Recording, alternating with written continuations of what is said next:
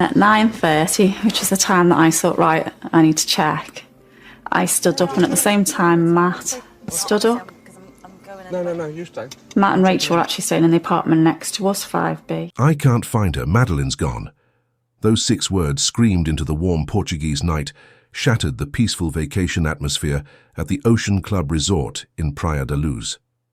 It was 10 p.m. on May 3, 2007, when Kate McCann burst back to the poolside tapas restaurant where her friends were still enjoying dinner. Her face drained of color, her body trembling with panic. Just moments earlier, Kate had entered apartment 5A for a routine check on her 3 sleeping children. The twins, Sean and Amelie, were breathing softly in their cots, but the bed where her 3-year-old daughter Madeleine should have been lying was empty. The window shutter was raised, the curtains disturbed by the gentle night breeze. In that instant, time split into 2 distinct realities: the world before Madeleine vanished and the nightmare that followed. The table of friends, 7 medical professionals later dubbed the Tapas Seven, leapt to their feet. Wine glasses toppled, dinner plates abandoned. Within seconds, they scattered across the resort grounds, frantically calling Madeleine's name into the darkness. Resort staff joined the desperate search, flashlights cutting through shadows, voices growing hoarse from shouting. But Madeleine McCann was gone. What happened in apartment 5A that night has become one of the most enduring mysteries of our time.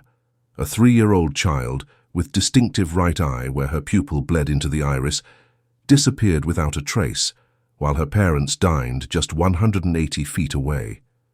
The investigation that followed would span continents, cost millions, and generate more questions than answers. For 18 years, the case has haunted the public consciousness. We've seen the iconic photo of Madeleine, with her blonde hair and sweet smile, plastered across newspapers worldwide. We've followed the twists and turns as Portuguese police, British detectives and private investigators chased leads that seemed to evaporate upon closer inspection.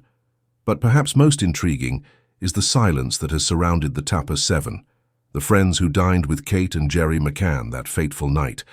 These 7 individuals witnessed the immediate aftermath of Madeleine's disappearance firsthand.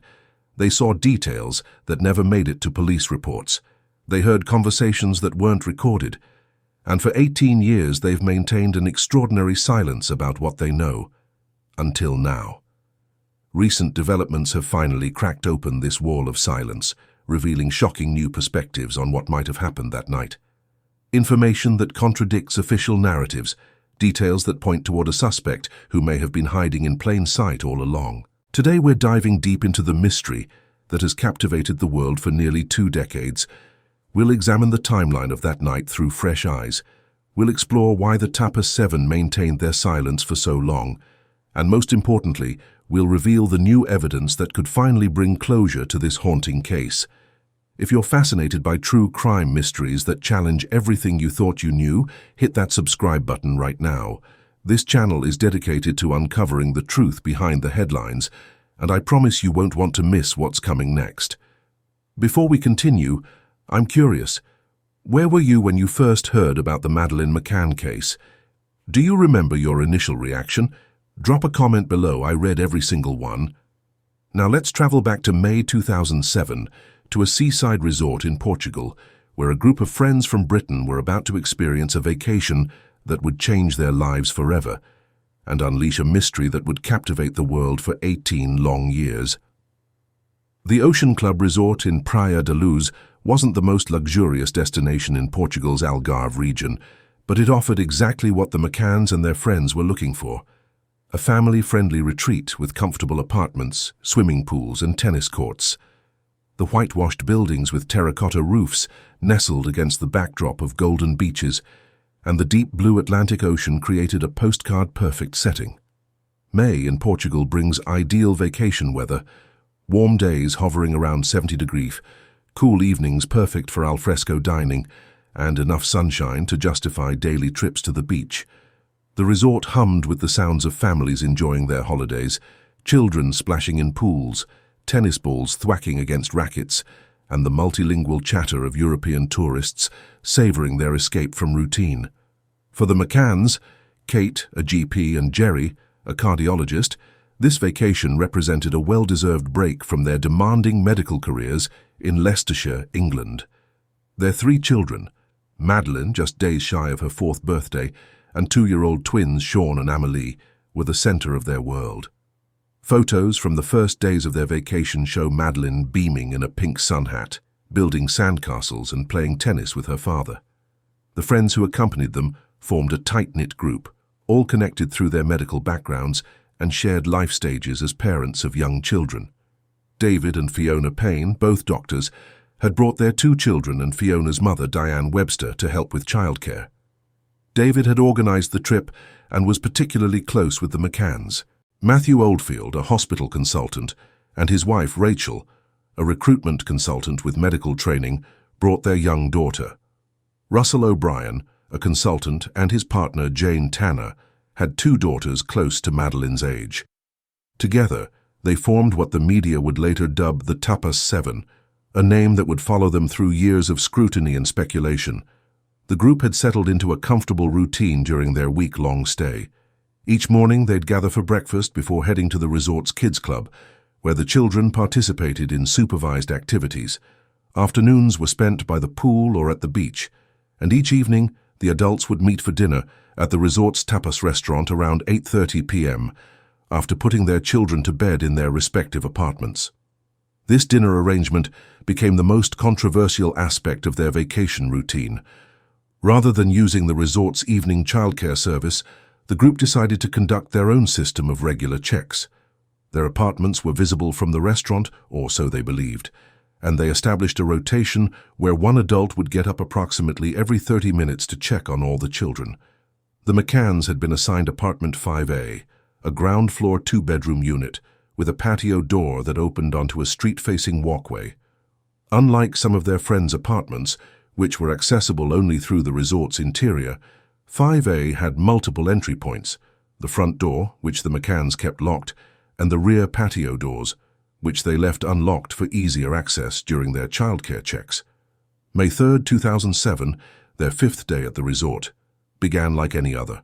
Breakfast, kids club, a tennis lesson for Jerry, playground time for Kate and the children. The last photo of Madeleine was taken at the pool at 2:29 p.m., showing her smiling alongside her father and sister. After an afternoon at the pool, the family returned to apartment 5A around 6:00 p.m. Kate bathed the children while Jerry played tennis with another guest. By 7 p.m., all 3 children were in their pajamas ready for bed. Kate later recalled reading Madeleine a bedtime story before tucking her in with her favorite stuffed animal, Cuddle Cat. By 7:30 p.m., all 3 children appeared to be sound asleep. At 8:30 p.m., Kate and Jerry left the apartment, locking the front door but leaving the patio door unlocked, and walked the short distance to the tapas restaurant where their friends were gathering. The table they'd reserved was positioned near the entrance, offering a partial view of the block where their apartments were located, though apartment 5A itself wasn't directly visible. The timeline of checks that followed has been scrutinized by investigators for years. 8:35 p.m. The group orders drinks and begins reviewing the menu. 8:55 p.m. Matthew Oldfield leaves to check on his daughter. 9:05 p.m. Jerry McCann gets up to check on his children. He enters apartment 5A through the unlocked patio doors and observes all 3 children sleeping. He notices the bedroom door is open wider than he remembers leaving it, but thinks nothing of it at the time. 9:10 p.m. Jerry returns to the table, passing fellow resort guest Jeremy Wilkins on the way, with whom he stops for a brief chat. 9:15 p.m. Jane Tanner leaves to check on her daughters. While walking along the road, she later claims to have seen a man carrying a child in pajamas walking away from the resort. This sighting would become a critical and controversial element of the investigation. 9:20 p.m. Jane returns to the table, but doesn't mention the man she saw. 9:30 p.m. Russell O'Brien leaves to check on his children, one of whom is unwell. 9:55 p.m. Matthew Oldfield offers to check on the McCann children while doing his own check. He later testifies that he entered the apartment but only looked into the bedroom from the doorway. He sees the twins, but doesn't confirm visual sight of Madeleine, assuming all is well. 10 p.m. Kate McCann leaves for her check. Upon entering the apartment, she notices the bedroom door is wide open. As she approaches, a gust of wind slams the door shut. She reopens it to find the twins sleeping soundly, but Madeleine's bed empty. After searching the apartment, including looking under beds and in closets, Kate runs back to the restaurant. 10:10 p.m. Kate's scream of "they've taken her" shatters the pleasant dinner atmosphere. Chaos erupts as the entire group abandons their meals and rushes to apartment 5A. The men begin searching the surrounding streets and beach, while the women stay with the other children. 10:30 p.m. The resort manager calls the police. Due to language barriers and the Portuguese police's initial assessment that this might be a case of a child wandering off, the response is not treated with the urgency the situation demanded. 11:00 p.m. Local police finally arrive at the scene, but crucial early investigation steps, securing the crime scene, setting up roadblocks, conducting immediate door-to-door inquiries, are delayed or overlooked entirely. By midnight, what had begun as a perfect family vacation had transformed into every parent's worst nightmare. Resort guests and staff formed search parties that combed the beaches and streets of Praia da Luz until dawn, calling Madeleine's name into the darkness. But there was no response, no trace, no explanation for how a 3-year-old girl could vanish from her bed while her family dined nearby. What's the weather like where you are right now? That Portuguese evening was mild, around 64 degrees, with a gentle breeze coming off the ocean. Perfect vacation weather turned nightmare in an instant.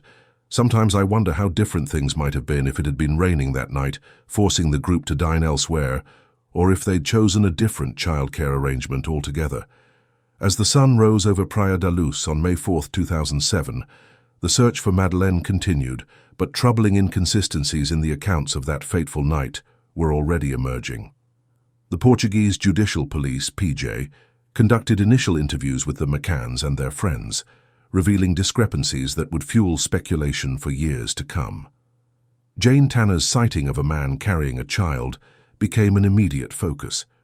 She described seeing a man walking away from the resort around 9:15 p.m., carrying what appeared to be a sleeping child in pajamas.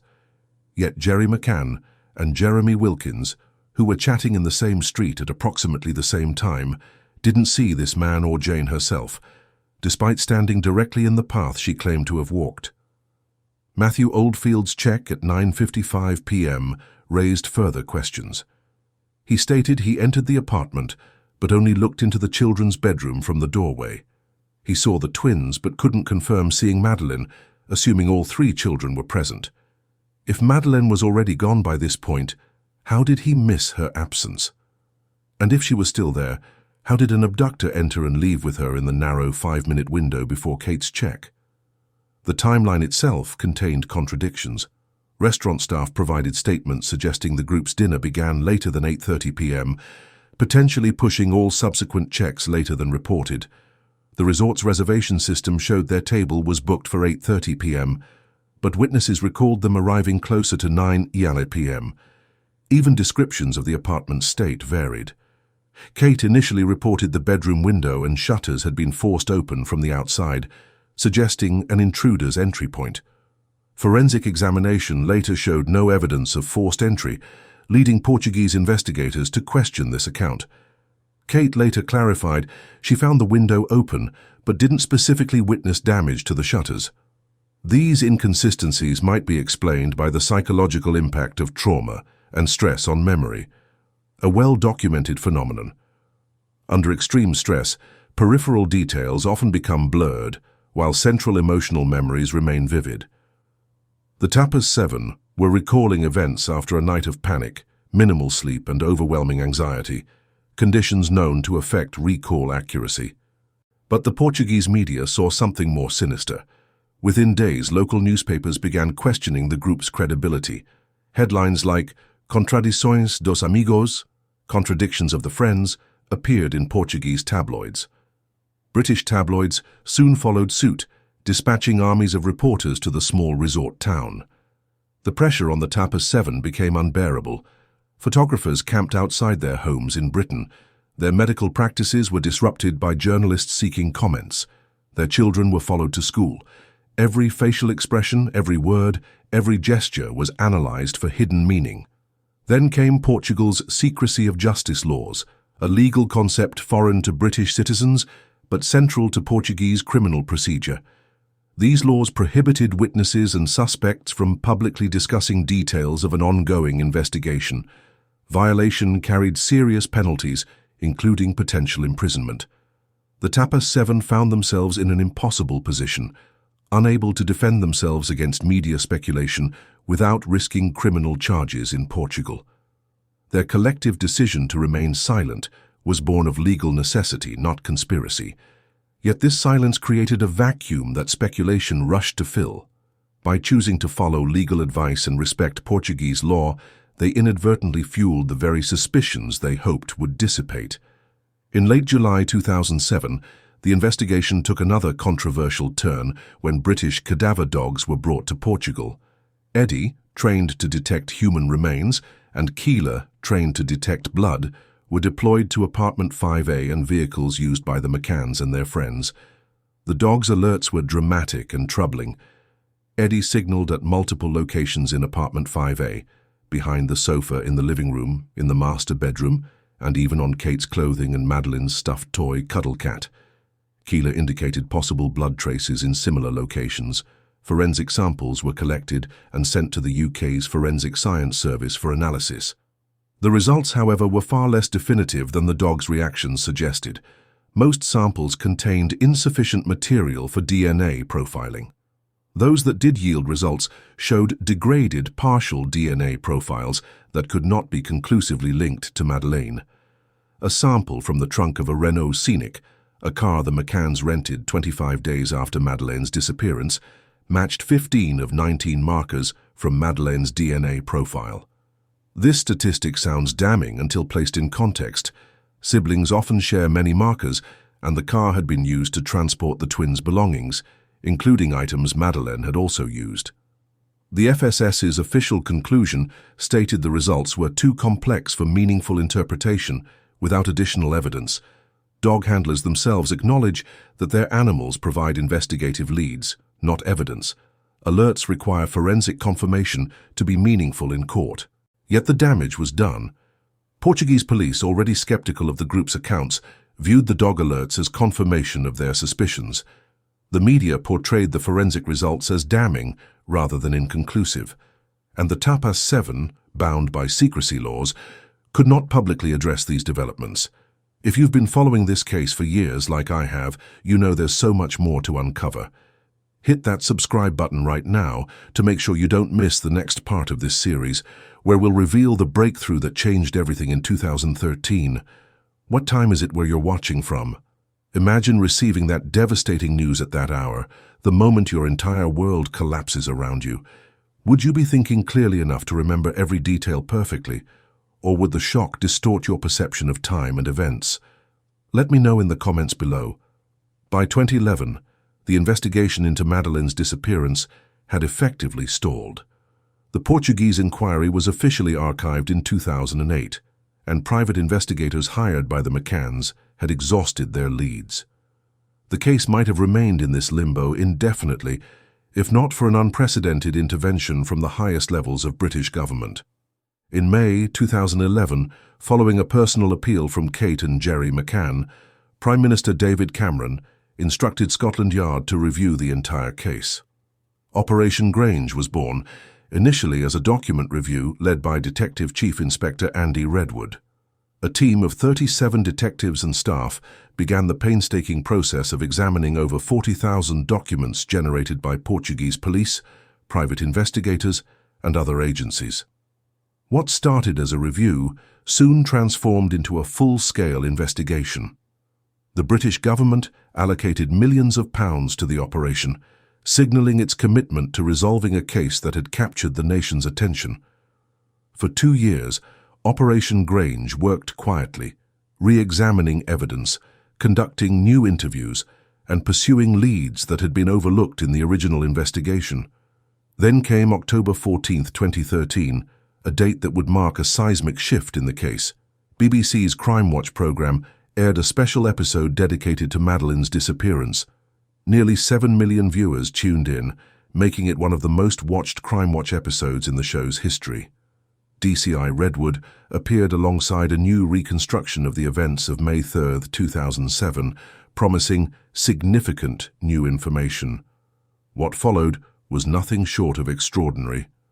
First, Redwood announced that the Jane Tanner sighting, the man carrying a child seen at 9:15 p.m., which had been the primary focus of the original investigation, had been conclusively identified. He wasn't an abductor at all, but an innocent British tourist returning his own daughter from the resort's night creche. This man had come forward after seeing previous appeals and worked with police to confirm his identity. "We are almost certain now that this sighting is not the abductor," Redwood stated on national television, and very importantly, what it says is that from 9:15 we're able to allow the clock to move forward. This revelation was staggering. For 6 years, the investigation had centered around a timeline that assumed Madeleine was taken between Jerry's check at 9:05 p.m. and Kate's discovery at 10:00 p.m., with Jane's sighting at 9:15 p.m. marking the likely abduction time.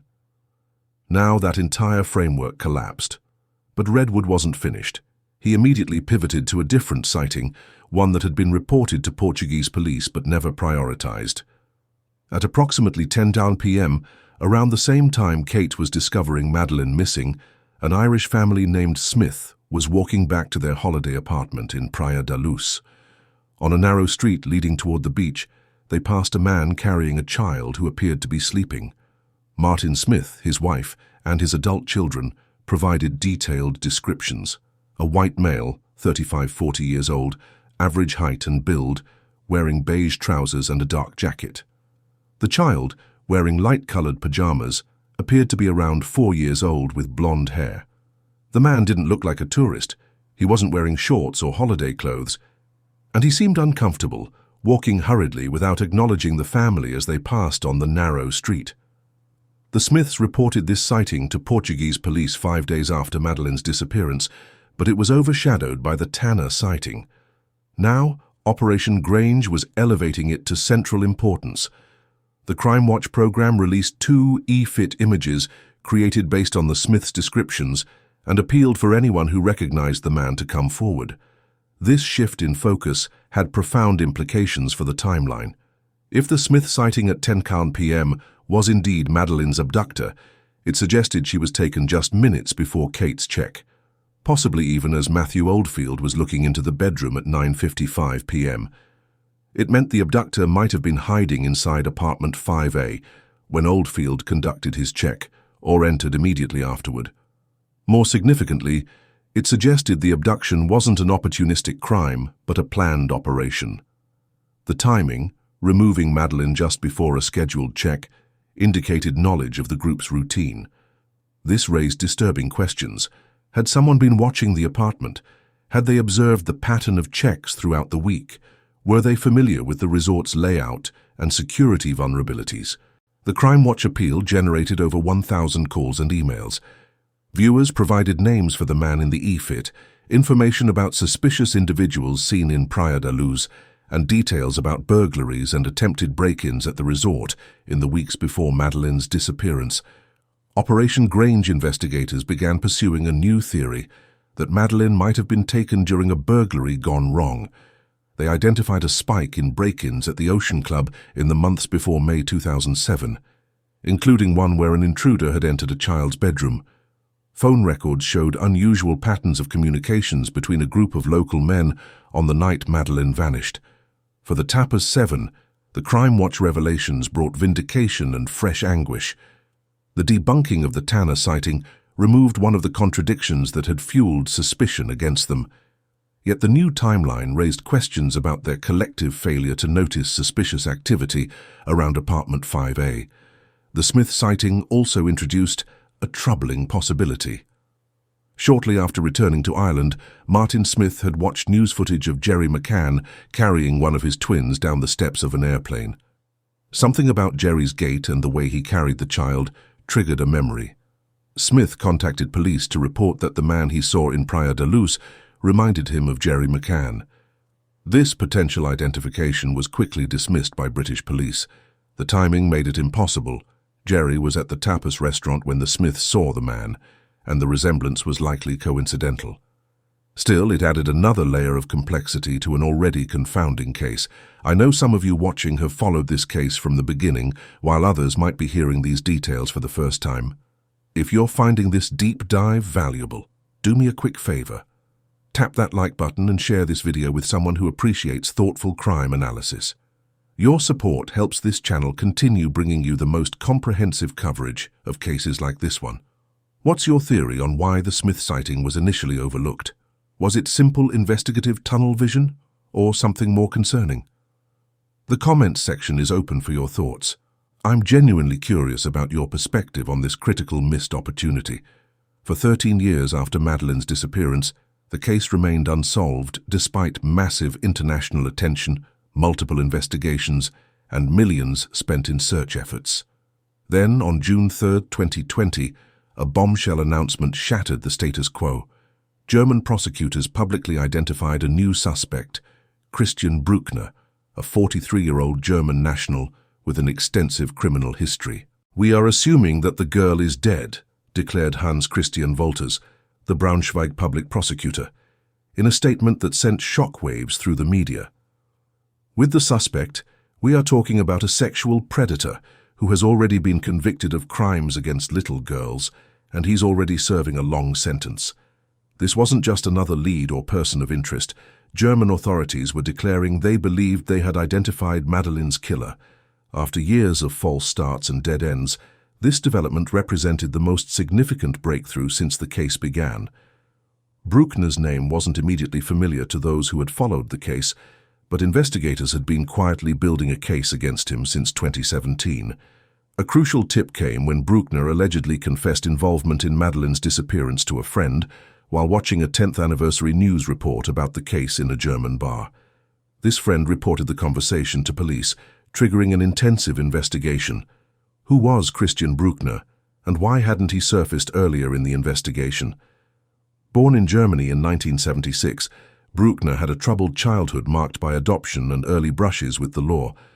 By his teenage years, he was already accumulating a criminal record. At 17, he was convicted of sexually abusing a child in Germany, the first in a pattern of sexual offenses that would define his criminal career. In the mid-1990s, Brueckner relocated to Portugal's Algarve region, where he lived intermittently for nearly 2 decades. He worked odd jobs in the restaurant industry, but primarily supported himself through burglaries, drug dealing, and theft. Between 1997 and 2017, he maintained various residences in the area, including a farmhouse just 2 miles from the Ocean Club Resort in Praia da Luz. During the period of Madeleine's disappearance, Brueckner was living in a camper van near Praia da Luz. Cell phone analysis, a technique not fully utilized in the original investigation, placed his phone in the vicinity of the Ocean Club Resort on the evening of May 3, 2007. Records show a call was made to Brueckner's phone at 7:32 p.m., connecting to a cell tower in Praia da Luz. The call lasted 30 minutes, ending at 8:02 p.m., less than 2 hours before Madeleine vanished. More disturbing connections emerged as investigators dug deeper. Former associates described Brueckner's familiarity with the Ocean Club Resort, where he allegedly conducted break-ins. One witness claimed Brueckner had boasted about how easy it was to enter hotel rooms to steal valuables. Another reported that Brueckner once commented that it would be easy to take a small child from an apartment. His criminal activities in Portugal had largely escaped serious consequences. In 2006, he was arrested for diesel theft, but never charged with more serious crimes that police now believe he committed. After Madeleine's disappearance, Brueckner left Portugal, returning to Germany where his criminal behavior continued. The most damning evidence against Brueckner came from his subsequent crimes. In 2005, 2 years before Madeleine's disappearance, he had raped a 72-year-old American woman in her apartment in Praia da Luz, less than a mile from where the McCanns would later stay. This brutal attack went unsolved until 2019, when DNA evidence and video footage finally linked Brueckner to the crime. He was convicted and sentenced to 7 years in prison. This conviction revealed Brueckner's modus operandi: carefully planned break-ins, sometimes watching properties for days, often targeting tourist accommodations, and occasionally escalating to sexual violence. Investigators found digital evidence suggesting his crimes were more extensive than previously known. His laptop and USB drives contained child sexual abuse material and videos allegedly showing him raping women. In April 2022, Portuguese authorities took the significant step of declaring Bruckner an arguido, a formal suspect, in Madeleine's disappearance. This legal designation, which grants certain rights under Portuguese law, was strategically timed just before the 15-year statute of limitations for serious crimes would have expired. Despite the circumstantial evidence mounting against him, prosecutors faced a fundamental challenge. They lacked definitive proof linking Bruckner directly to Madeleine's abduction. No DNA evidence, no confession admissible in court, no eyewitnesses who saw him with Madeleine, and crucially no body. German prosecutor Hans Christian Wolters has repeatedly stated they have concrete evidence. Madeleine is dead, but has declined to reveal what this evidence is, citing the ongoing investigation. This has led to speculation about what prosecutors might know, perhaps information from an informant, digital evidence not yet disclosed, or forensic findings from searches of Bruckner's properties. In May 2023, at the request of German investigators, Portuguese authorities conducted a major search operation at the Arada Dam, about 30 miles from Praia da Luz. This remote reservoir had been visited by Brookner during his time in Portugal, and he allegedly referred to it as his little paradise. For 3 days, police divers and dogs searched the shoreline and waters, collecting soil samples and unspecified items for forensic analysis. The results of these tests have not been publicly disclosed. While the investigation into Madeleine's disappearance continues, Bruckner remains in prison, serving his sentence for the 2005 rape. Additionally, in October 2023, he went on trial in Braunschweig, Germany, for unrelated sexual offences allegedly committed in Portugal between 2000 and 2017, including the rape of an Irish tour representative and the sexual abuse of 2 children. The trial, expected to last several months, has faced multiple delays and procedural challenges. Bruckner's defense team has vigorously contested the charges and questioned the jurisdiction of the German court over crimes allegedly committed in Portugal. They've also challenged the credibility of witnesses, many of whom are former criminal associates with potential motives to testify against him. Throughout these proceedings, Bruckner has maintained his innocence regarding Madeleine McCann. Through his attorneys, he has denied any involvement in her disappearance, claiming he was with a young German woman on the night of May 3, 2007. Investigators have been unable to locate this alleged alibi witness. For the Tapas Seven, the Brookner development represents a potential resolution to the mystery that has defined their lives for over a decade. If German prosecutors are correct, the man who took Madeleine was not someone watching them at the tapas restaurant that night, but a predator who had been operating in the area for years, targeting tourist accommodations and vulnerable victims. Yet significant questions remain. If Bruckner was responsible, was Madeleine's apartment targeted randomly, or had he observed the family's routine? Did he enter through the unlocked patio doors, or did he have another means of access? And most crucially, will investigators ever find the conclusive evidence needed to bring charges specifically related to Madeleine's disappearance? The case of Madeleine McCann transcends ordinary true crime narratives. It has become a mirror reflecting our deepest fears about child safety, our judgments about parental responsibility, and our fascination with unsolved mysteries. The silence of the Tapas Seven, whether imposed by legal constraints or chosen as protection against media intrusion, created a vacuum that speculation rushed to fill. Now, as the case potentially moves toward resolution, their silence may finally be breaking. Several members of the group have reportedly cooperated with German investigators, providing new statements and clarifying details from that night. After 18 years of restraint, they may at last feel free to share their perspectives on a night that changed all their lives forever. For Kate and Jerry McCann, the possibility of closure comes with its own pain. If prosecutors are correct that Madeleine died shortly after her abduction, the hope that sustained them through 18 years of searching would be extinguished. Yet even this devastating certainty might be preferable to the limbo of not knowing, the perpetual question of whether their daughter might still be out there, waiting to be found.